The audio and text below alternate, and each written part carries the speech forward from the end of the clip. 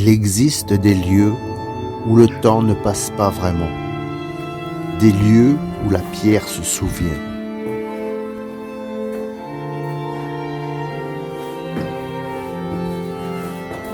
Ici, dans cette église creusée dans la roche, des générations d'hommes ont prié, pensant sanctifier l'espace.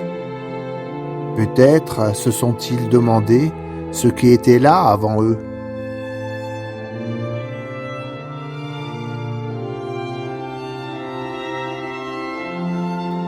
La lumière tombe d'en haut, comme un regard. Elle effleure les murs, elle révèle, et parfois, elle trahit.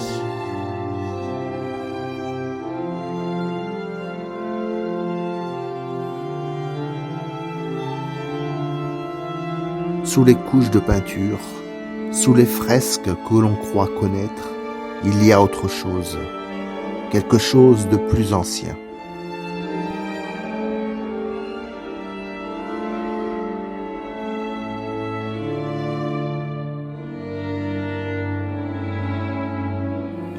On dit que certains visages ont été recouverts volontairement, non pas pour les effacer, mais pour les contenir.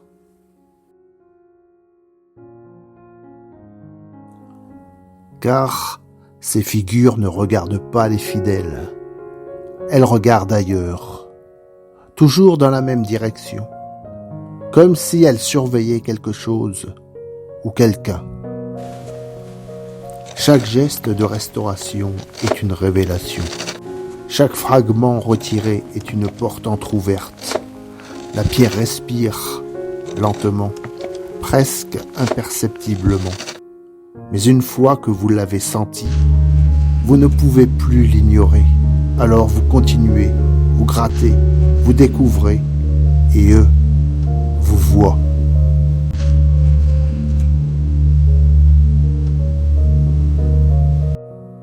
Depuis combien de temps sont-ils là?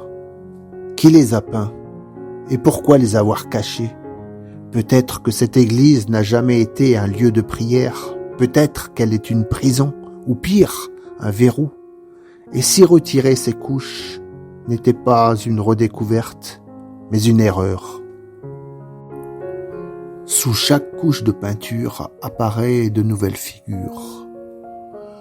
Regardez bien les visages, leurs traits changent, leur regard s'alourdit, ils ne sont plus tout à fait immobiles, et bientôt, ils seront complets, entiers, présents.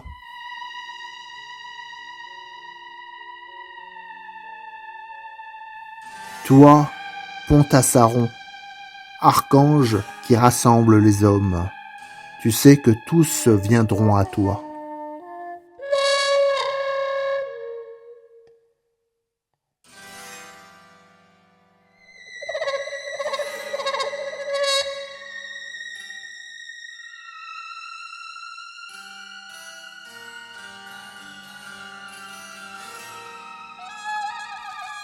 Alors la question n'est plus de savoir ce que vous avez découvert, mais plutôt ce que vous avez libéré.